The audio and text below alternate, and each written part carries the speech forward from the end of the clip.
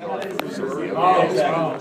think he's got a lot of potential, a lot of tools. I really like his mentality. He's a competitive kid. He's driven.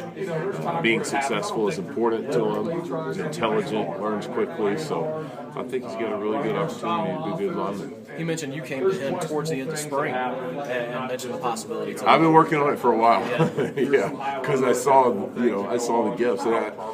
And I've had a number of guys who have moved over from either defensive line or tight end, where their skill sets are enough to make them a good player.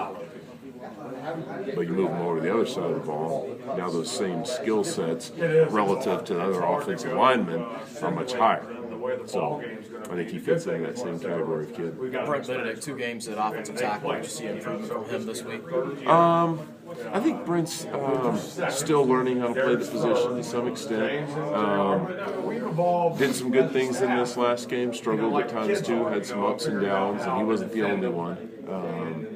But I like Brent. I think he's got a real competitive fire. He's a tough kid that's always just going to show up every day, not say much, and go to work. As far as getting ready for Georgia Tech, I mean, what do you see in terms of the front and how you attack them? What are you talking about this week?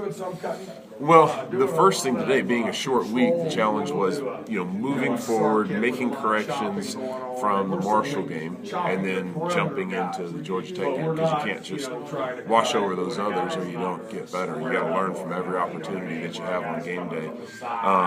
But Georgia Tech is, I think, a really good defense.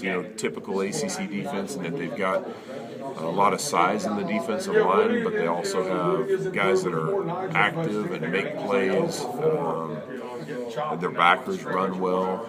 I think that it's going to be a great challenge for us, for sure. You mentioned learning and getting better a second ago. I mean, there was obviously something to learn from the Marshall game. Do you feel like you got better, though? I'll let you know Thursday night. I would hope so. That's the thing, particularly when you're playing with guys that haven't played a lot.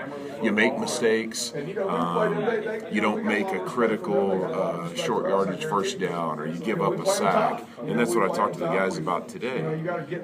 The key thing is not to beat yourself up about that mistake. Is to recognize what happened, deal with the reality that it did actually happen to me, and I got beat, but then answer the question why, most importantly. Why did I make that mistake? Did I not understand something properly?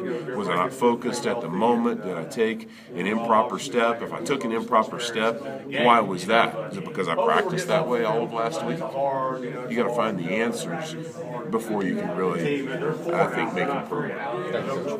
How's Milton?